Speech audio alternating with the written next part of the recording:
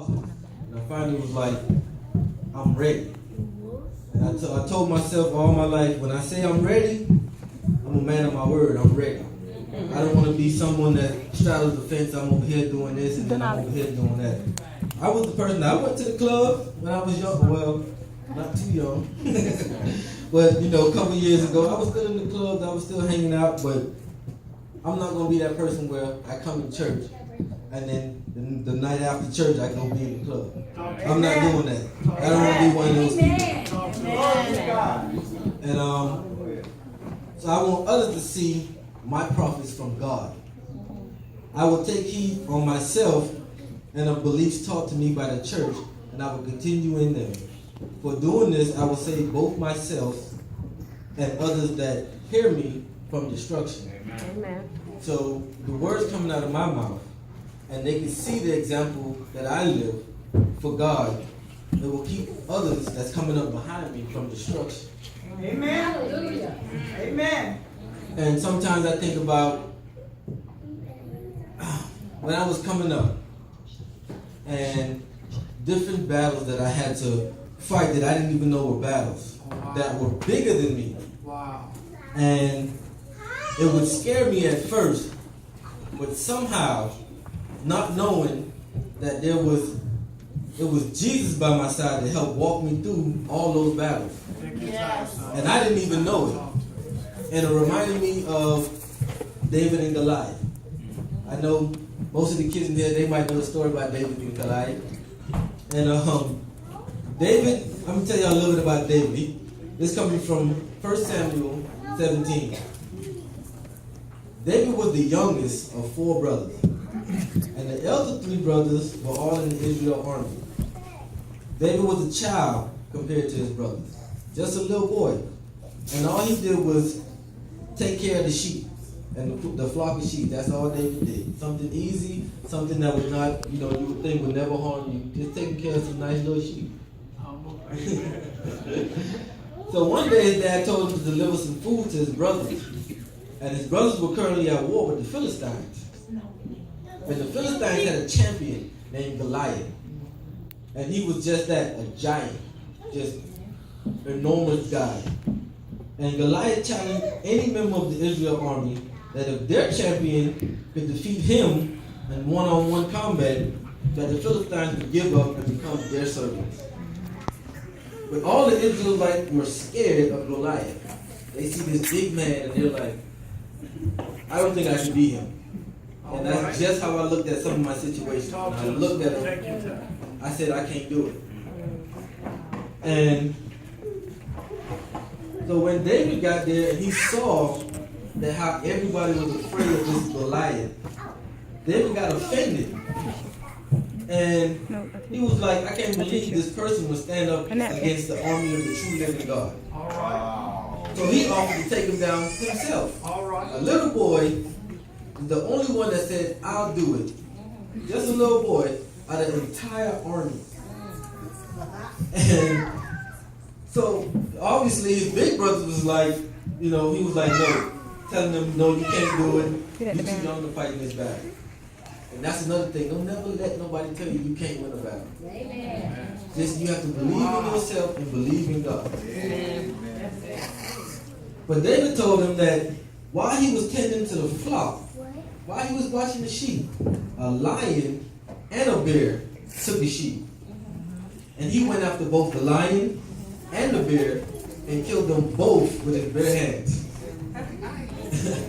I mean, you can think about it. Somebody, just a little boy, maybe 11, 12, going after a lion and a bear. Not just the lion, but the bears as well. Yes. And take them both out and rescue the sheep. So that's God telling me right there, no matter what you think you can't accomplish, when you trust in Him, He will lead you out of anything. Yes. He will help you defeat any battles. So when David was telling them what he did with the lion and the bear, he said, if God can deliver me out of the paw of the lion and the bear, surely He will deliver me out of the hands of this giant. So he trusted, he knew without a doubt in his mind that God would deliver him from this giant. Amen. So they tried to suit David up with a sword, shield, armor. They tried to. They was like, I can't, nope, this ain't gonna work. You gotta take them all off. Amen. So that's just what people might think, okay, if you're gonna do this, I'm gonna give you this and I'm gonna give you this and I'm gonna give you this to help you. But just because they say it might help you, it might not be what you need. Amen. So you take what you need with you that God gave you and trust in Him. He gonna supply everything you need to defeat anything in battle. All right. And so David, after he took off all the armor, instead he chose to get 5 smooth stones from a brook, and he had a slingshot. So when Goliath seen David, he laughed at him and cursed him by his God, saying, "You must be a fool, and your God must be a fool too to let you come up here and stand against me." So with a rock and a slingshot. So David said to Goliath that you come to me with a spear and a shield, but I come to you in the name of our Lord, my God. And told him that with God on my side, I will defeat you. And with one swing, with his slingshot, he hit David right in the middle of his forehead with the first stone. One shot, one kill. That's what we say in the Marines, one shot, one kill. So the Israelites won the battle thanks to a young boy who had faith in God and feared no man. Talk to us now. Now, with those many Goliaths that I had in my life, I'm pretty sure a lot of people have those too. When you look at a situation and it's just, you look up and you see a giant. I can't do this. I don't think I can beat this. But if you trust in God and believe that He'll get you through what He needs to get you through, you're going to make it through. Amen. Unscathed, one shot, one kill. And another thing I wanted to hit on while I'm talking to the youth, I like the thing in Exodus chapter 20, verse 12, where it says, honor your father and your mother, so your days may be long. Now, with doing that, you got to understand when you say honor your father and your mother, that is being respectful in your words and your actions, and having an inward attitude of respect for their position. To honor means to revere, to prize, and to value. It is to give respect not only for their value, but also for their position. Like, for instance, some people may say, oh, I don't agree with the president, he's making wrong decisions. But at the same time, when the president makes those decisions, you still have to respect his position as the leader of this country. And that's his job. So whether you agree with it or not, his job is to run this country, and you respect him for being the leader of this country. And with saying that, so children of all ages should honor their parents, regardless of whether or not that parent deserves to honor. Amen. So God heeds us to honor father and mother. He values honoring parents enough to include it in the 10 Commandments in the Old Testament. And then again in the New Testament. In Ephesians chapter 6, it says, children, obey your parents in the Lord, for this is right. It's right. Amen. So you need to honor your father and your mother, which is the first commandment, with a promise, so that it may be well with you and that you may live long on this earth. That's right. So if you're thinking, I want to grow up, I want to be this, I want to be that, I want to do this, I want to have a big house, how you expect to do that if you cut your life short? Amen. And by cutting your life short, you disrespect your parents, you don't listen, stuff like that. You have to honor your parents. Whether or not you feel they deserve it, You have to. you have to honor them.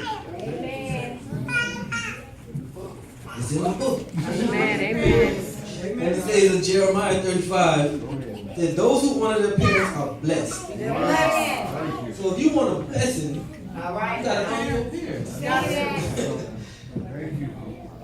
And say, though we may, for the older ones, the ones that's my age, that's 18 and older, think that I'm grown. I need to listen to my parents. It says, although we may no longer be directly under their authority, we can never outgrow God's commandment to honor our parents. God said you can't outgrow God's word. That even Jesus himself submitted himself to both his earthly parents. That's right. Tell these old guys that go over them. Like over the old ones too, you still got your parents' help? Honor them. Amen. Honor them. Right. Say, following Christ's example, we should treat our parents the way we would in reverence approach our Heavenly Father. We should honor our parents with both actions and attitudes, honor their spoken and unspoken wishes. Though some things that your parent wouldn't, agree to. They might not say it, but you know. We should still honor that, even if they don't tell us. Amen. Amen.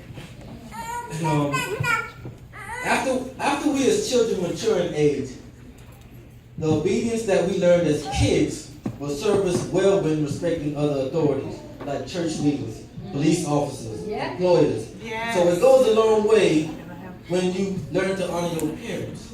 And then that takes you into the real world where you honor a person with authority because of their position. You respect them. That's right. And by respecting them, you earn trust, you show reliability. Amen. I mean, you can get places. Right. Like an instance with me, when I was growing up, I always came up my dad. You couldn't say yes or no without a sir or a man. Right. That's it. You know? And it only got instilled even deeper when I went to the military. So, with that being said, I came up respecting all authority. Amen. And there wasn't a time, even though some kids like to these days, they feel like, oh, you ain't my mom, you ain't my daddy. I ain't got to say yes sir, no sir to you. That's the wrong attitude. Wrong attitude. Because you have to respect your Come on, elders. preacher. That's it. And with that being said, you still got to be careful. We are required to honor our parents, but that doesn't mean we have to imitate ungodly ones. That's right. If a parent ever instructs a child to do something that clearly goes against God's commands, the child must first obey God rather than their parents. So that's not saying that you shouldn't honor them. That's just saying don't imitate or do something that you know to believe is wrong.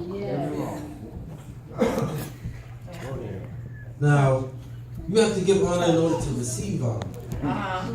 And I heard something from my very own Pastor Linda one day. She said, in order to be a great leader, you must first be a great follower. So, how you expect to lead and be great if you wasn't able to follow someone that was also a great leader?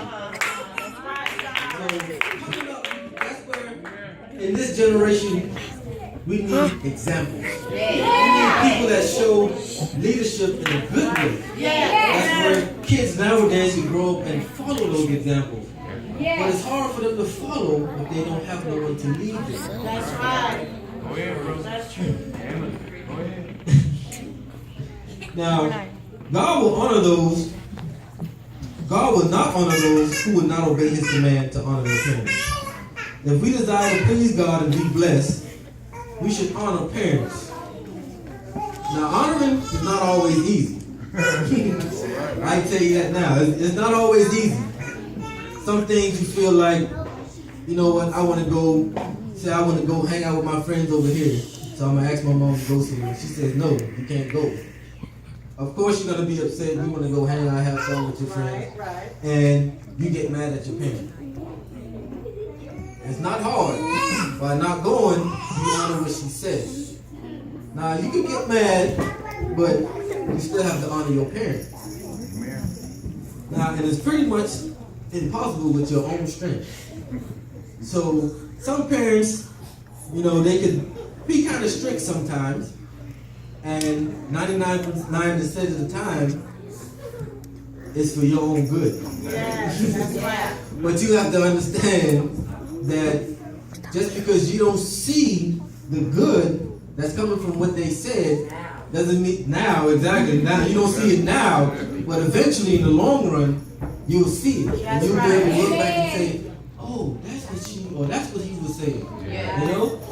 And you'll really get to see when you become older and you have your own children. And you see yourself using the same tactics your parents used. And now you understand why they said to you, what are you now saying to your children? And don't stop in them twins. But honoring our parents is a certain path to our purpose in life, which is glorifying God. Amen. Thank you. Glorify. That's our purpose. Go ahead. Now in Hebrews, saw something, and it said, another thing we must remember is that not only should we honor and obey our parents, but also our church leaders. Not only it says we should obey and honor them, but we must also submit to our church leaders willingly. Our church leaders are the people God has appointed to watch over our souls. Amen. And who will have to give a report about you to God. And for our sake, let's hope that's an amazing report. So, you know, and hope they do it with joy and not disgust. Amen. Because if they do, it would be very bad for us. I mean, you could, let's say, going to school. Teacher gives you a report card. Every parent is looking for a good report card. When you see one with a bad report card, I don't know about you, but I wasn't getting out of there unscathed. And my mom could attest to that. Yeah, I know that. Yeah, she didn't spin a rod, trust me. I caught you right there. So, however, there are some circumstances where there's an exception to this one rule. If a church leader teaching is inconsistent or does not match up with God's word, then we are not obligated to obey. In Acts 17, talks about how the Jews that were not of Thessalonica were more noble than the other ones, and how they were anxious to receive the word, and how they studied the scriptures on a daily basis to prove that these teachings were indeed true. So they didn't just sit there blindfolded and going with everything that the leaders or the teachers of the church were saying. Right. They actually went into the word themselves and read and proved that what the teacher was saying was lining up with what the word of God was saying. There you go. And in 2 Timothy chapter 2, it talks about how you should study the word of God and show yourself approved unto God. Yeah. Not unto man, but unto God. Yes, sir. Because once we know sincerely that we are approved unto God, then it'll be very hard to get manipulated by those false prophets. Amen. And they out there too. We're talking about people that will, you listen to them and you will think that they holy and sanctified, filled with the Holy Ghost. They know scriptures from left to right, and they can recite them for you off the top of their heads. But they can manipulate them same scriptures to make you think something that you shouldn't think. That's right. That's why you got to be careful and know the word for yourself.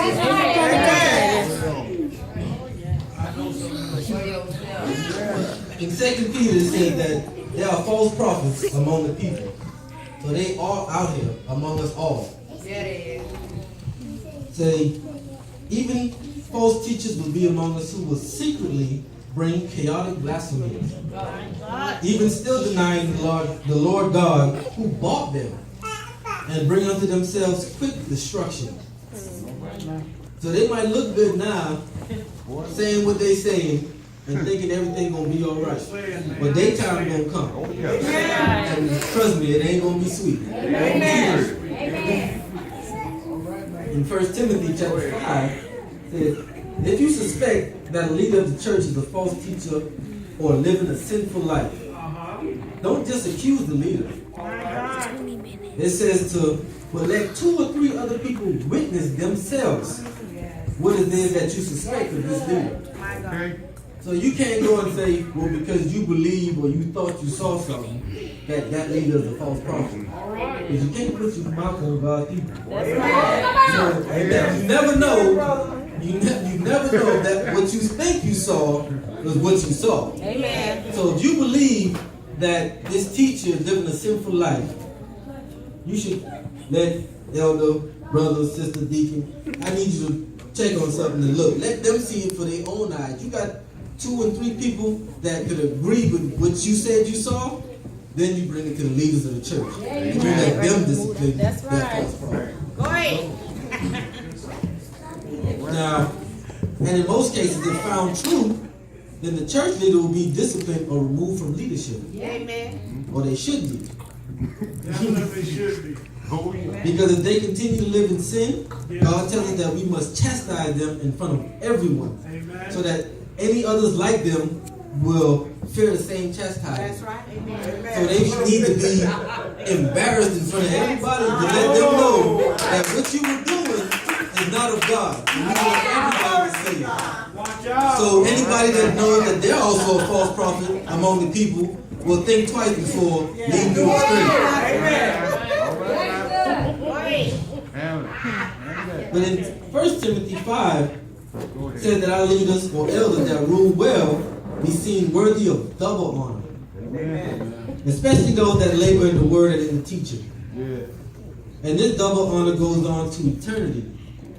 So 1 Peter 5, he tells the leader that he encourages them as fellow elders and a witness of the sufferings of Christ, as well as a participant in the glory that is going to be revealed. He says, the shepherd over God's flock that is among you, always supervising, not under obligation, but willingly, as God would have you to. He said, don't do it for shameful gain. This is not for your gain to take over God's people. You got money in it for me. I know, right? No, it ain't in for you. It's for God's people. But he says to do it eagerly, like you want to. You going at it with everything in you. Do it eagerly. Not intimidating those under your supervision. That's right. So just because you have a title and you're an elder, a deacon, you can't make people feel that, oh, because I'm a deacon, you're gonna do what I say. You can't intimidate God's people. Amen. But be an example to God's people. Right. And that's what the elders of the church need to be, examples. Right. Amen. And he says, and when the chief shepherd comes, he will receive the unfading crown of glory. Now in Ecclesiastes 12, it tells us to remember our Creator in the days of our youth. While the days of evil have not yet come, while the years of our end doesn't seem near, when the time comes when you finally say, I have no pleasure in them. So before it's all over, and you're looking and it's like, man, I'm about to be 50, By then, if you make it there, it might be too late. So we need to remember our Creator, our God, the King of Kings. Because if we do it in our youth, we honoring our parents, so we get to live a long life. So we're going to make it 50 or better. We honor our elders. You're old. When you get old in the years, you won't have a good life. Because you did what you were supposed to do in your youth. Because sometimes we don't listen. And we do some other things in our youth. Then we got to pay the price when we get older. Sometimes it's not worth it. You're right, to catch up to you. Now, some of the things that I went through, it wasn't always how it is now. I remember when I first came home back from Iraq. And while I was over there, after I came home, I bought this big necklace. And it had the face of Jesus on it, or what they depicted as the face of Jesus on it. And I said I bought that because when I was in Iraq, couple things happened, but the one that stuck out to me the most was we were coming back from a convoy, and my job was I was a machine gunner. So I don't know if y'all ever see the military thing on TV where you got the guy on top of the truck or something like that that's behind the big gun. That's what I did. So when we come back into the safe zone, the gunner's job is to get down off the truck and ground guide the truck back into the base, making sure nobody goes in front of it or whatever, because it's hard for the drivers to see in those big trucks. As we were coming in, at the same time, about 6 or 7 motors went off, and they hit a couple of the guard towers, and one landed probably from where I'm standing to about the middle row right there. And it was like slow motion when it hit. And I could hear all the other explosions going off. And as I ducked for cover and run, I never heard that one go off. And because it was so close to me, I knew if I get hit, if it goes off, even if I don't get hit from the direct blast, the shrapnel itself will tear me to shreds. And you believe out of all 6 or 7 of those mortars, that one was the only one that didn't go off.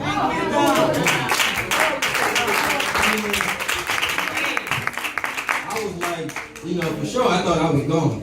Glory God. And for all that to happen, and that be the only one that didn't go off, shows me that he had his hands on me. Yes, he did. And that made me think of his grace. Like with Shadrach, Meshach, and Abednego. He took them into the fight and brought them right back out. Amen. Not a thing on them. Nothing. Amen. And that's how often he took me right into the fight, into a war zone. Amen. As a machine gunner. Go ahead. The one person that's going to be on the front line shooting. Amen. And had me face those things that I faced and brought me out. And to look at some of the people that was over there with me, before me, after me, and the suicide rate for these guys is so high right now. I mean, if you don't come back, even if you come back with no limbs missing, then you got to worry about what the mental damage is. Yeah. And that post-traumatic stress disorder Yeah. is real. It's real. And I've seen people some people can't deal with it. And another thing I went through when I was still young and I was out in the world doing things I shouldn't do. I ended up catching a charge for the sale of cocaine. And I ain't never been to jail before. That's because I was doing something I had no business doing. All right. Nothing I knew nothing about. All right. And when they told me that, they said this crime is punishable by 30 years. I don't know what. I was like, I'm dead. I was like, I can't do it. I don't know. It was so many things going through my mind. I was like, if they talking about doing 30 years, I'd rather die now. Because I can't do no 30 years in prison. But when they did eventually convict me, they gave me 18 months. Now, when I went to prison, Praise God. that was a blessing right there. Yes, that was blessing number one. And then, once I got to prison, I ain't know nothing about prison. And somehow, everywhere I went, there was somebody from St. Augustine that knew me, that had been here before, that could show me the ropes and tell me what not to do, what to do. So he had somebody there to guide me. Even in the times of trouble, he had somebody there to guide me. And even with all those horror stories that I heard, it was like, oh, this your first time? Well, you're going to be going to the Panhandle. You're going to be going halfway to Alabama. You ain't going to never see your family until you get back here. And they said they always do that with everybody. Then one Friday morning, they woke me up and shipped me to the actual prison that I was going to do the rest of my time in. And I was right there in Baker County, about an hour and 15 minutes away. And I was just like, everybody couldn't believe that somebody that was from here got placed right there. That don't usually happen in that system. And with that being said, I got to see my family all the time. Amen. I was one of the one people that they knew every weekend. That lovely lady right there was driving her way up there to come see me. And I thank God for that. And once I came home, You know, in there, I was all, yeah, I'm gonna get saved, I'm gonna be good, I ain't gonna do no more. Nope, I came right back out here doing foolishness. And what I thought about, what I did was, one day, being in the club, leaving the club, I didn't have no license at the time because I was still doing foolishness. They finally took my license from me. And I was going somewhere. I don't even know where I was going because I was on drugs, alcohol, and I was just driving. And this cop tried to pull me over. So when he pulled me over, I pulled over, but I don't know if it was just me being paranoid or I thought he was going to kill me, but he jumped out the car with his taser or his gun. I just hit the gas. And I just kept going. And as I'm driving, I'm so paranoid about where the police is, I'm looking in my rearview mirror driving. And when I looked down, all I saw was a house. And I tried to turn. It was too late. I didn't go in the house, but I hit the fence and everything in the yard. And I jumped out the car and I ran. And when I ran, for some reason I had a military mentality then. I was low crawling, jumping,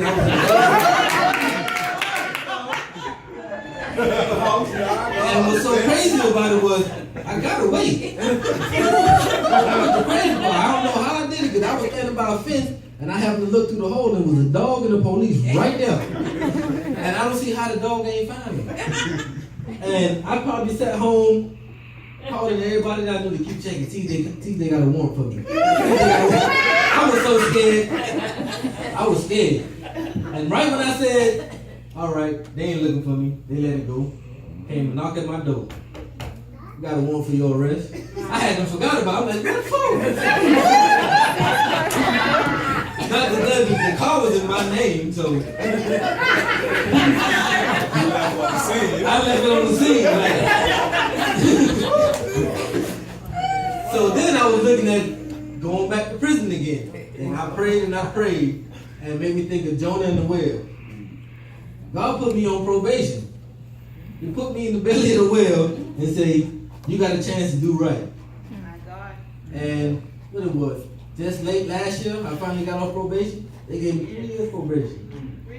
3 years probation. I did it without a hitch. No violations, no nothing. God has been so good to me. All the things that He's brought me through.